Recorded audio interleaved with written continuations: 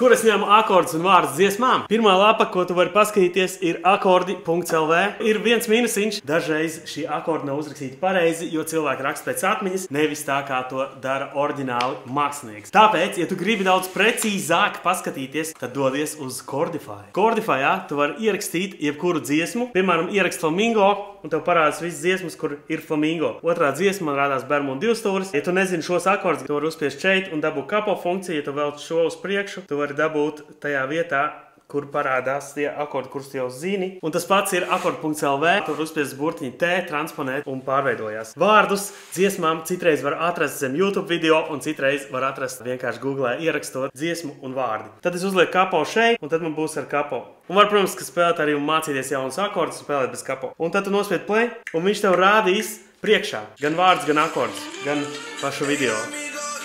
Un rekur, viņi būtni iet uz priekšu, tu vienkārši maini akordus un spēlē. Tu vari palielināt dziesmu, ja tas tev ir par ātru, un lēnām maini akordus. Sākumā mācoties dziesmu, es tev iesaku necensties baigi izpausties ar ritmiem, vienkārši nospēlēt vienu akordu, kurš ir, pēc tam nākamo, kad viņš parādās un izeit cauri akordiem. Kad tev pirksti pieradīs mainīt akordus, tu vari sākt pievienot ritmu, un tas būs daudz vieglāk un ātrāk.